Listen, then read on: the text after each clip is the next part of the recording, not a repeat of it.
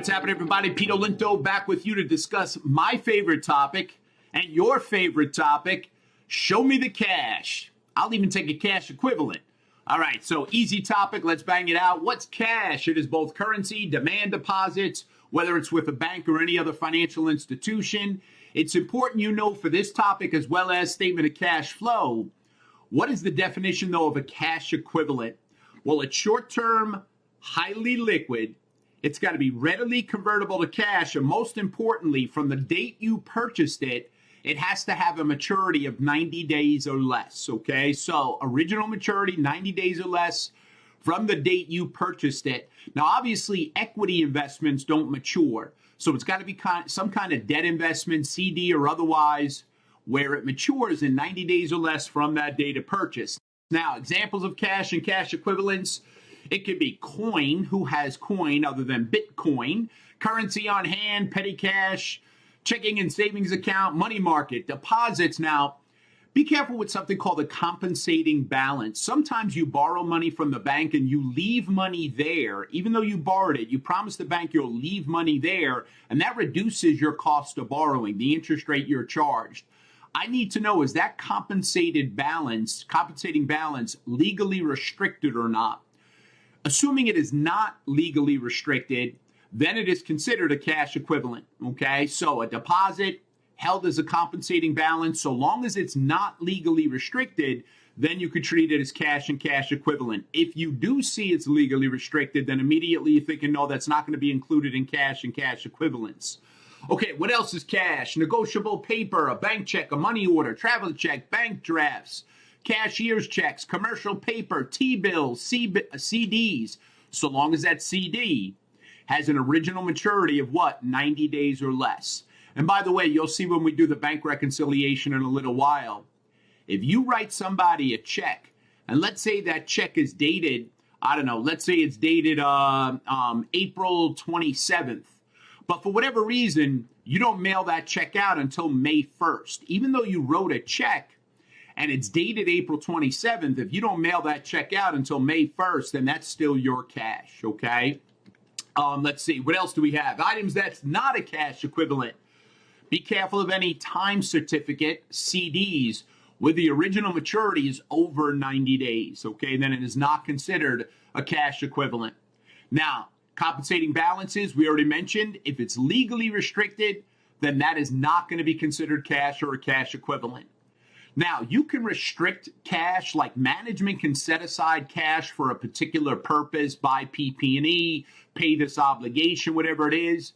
So management can restrict cash. So there's two types of cash classifications, restricted or unrestricted. If it's restricted, it simply means it's set aside by management for a specific use or purpose. Unrestricted, you could use it for whatever obligations you have. Okay, now this has got to be disclosed in the footnotes. When you restrict cash, what's the amount and timing of the restriction? Now, be careful. If the restriction is associated with a current asset, we're setting aside cash to buy this inventory, or we're setting aside cash to pay this vendor, or this salary payable or account payable. If it's associated with a current asset, then you know what? That restricted cash will be listed as a current asset, but it will be listed as restricted cash, okay? Now, if the restriction is associated with, let's say, hey, I'm saving money to buy this PP&E, or I'm saving money to pay off these bonds. If the restriction is associated with a non-current asset or a long-term liability, then that classification is going to cause that cash to be listed, get this, as a non-current asset. So we're very used to cash immediately thinking, hey, that's going to be a current asset. Well, most of the time it is, except that there's a restriction, and that restriction is associated with either a non-current asset or a non-current liability. Then that cash would be listed as non-current. Now, it's going to be separate from PP&E and stocks and bonds you own in other companies, okay, but it would have to be listed as non-current. So some examples of restrictions. Again, sometimes there's a contractual restriction. You have a financing arrangement with a bank. They say, hey, we'll lower your cost of borrowing if you leave some cash in your account. Now, so long as it's not legally restricted, if it's contractually restricted, well, then you know what? That will be listed as restricted cash in the balance sheet, okay?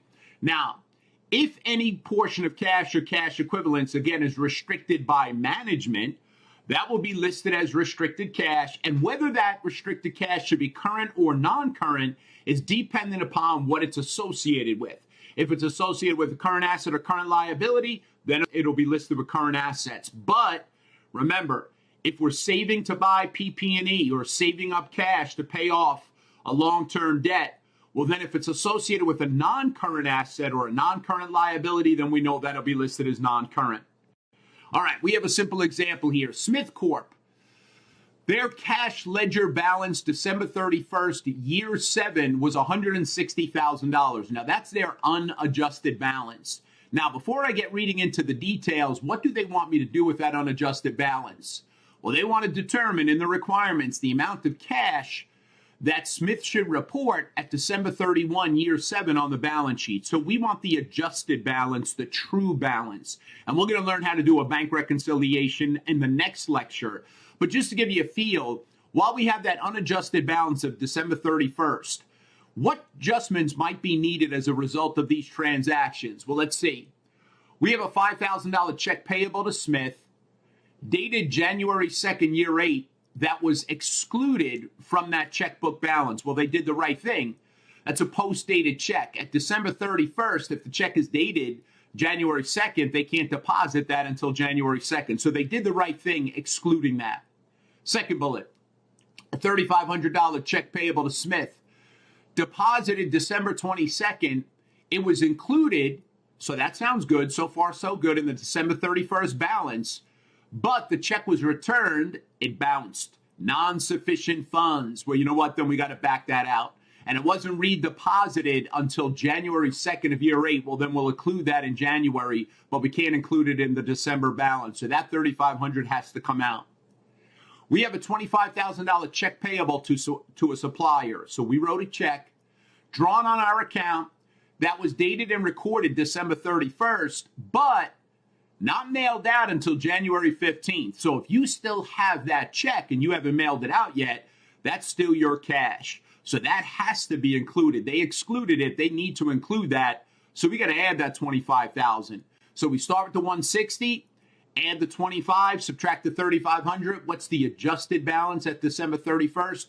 $181,500. So that's a little warm up for the bank reconciliation that we'll be doing in the next video that I know you're excited for. So come on back, let's bang out another one.